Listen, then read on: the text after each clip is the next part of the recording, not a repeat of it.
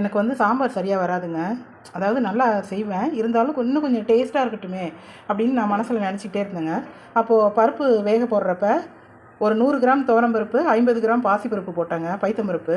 அதுலேருந்து பயங்கர டேஸ்ட்டு. குடிச்சிட்டே இருப்பேங்க, கரண்டியில் மொண்டு மொண்டு குடிச்சிட்டே இருப்பேன். அவ்வளோ டேஸ்ட்டாக இருக்குதுங்க இந்த 2 பருப்பும் சேர்ந்து சாம்பார் வச்சாக்க. தண்ணி இந்த அளவு வச்சுக்கணுங்க. அது கூட அரிசி கழுவுற 2வது தண்ணி பாதி ஊற்றிக்கணும். சாப்பாட்டுக்கு வைக்கிற அரிசிங்க அது. 1 டீஸ்பூன் மிளகாய்த்தூள் போட்டுக்கலாம். மிளகாய்த்தூள் அதிகமாக போனால் எனக்கு பிடிக்காதுங்க, சாப்பிடவே பிடிக்க மாட்டேங்குது. எங்கள் அம்மா இப்படியே வச்சு பழகி பழகி எனக்கும், நாங்கள் எங்கள் வீட்டில் எல்லாருமே இது மாதிரி தாங்க செய்வோம். வெங்காயம் தக்காளியை அப்படியே போட்டுருவாங்க, வதக்க மாட்டாங்க. அதுக்குன்னு ஒரு டேஸ்ட் இருக்குங்க. இது அவரைக்காயை இதில் போட்டுக்கலாம். அவ்வளோதாங்க.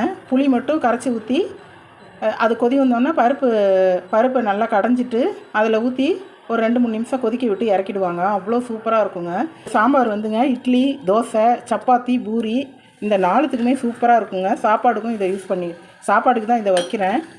ஆனால் வந்து இந்த நான் 5த்துக்கும் யூஸ் பண்ணால் சூப்பராக இருக்குங்க. வேறு எதுவுமே நான் வைக்க மாட்டேன்.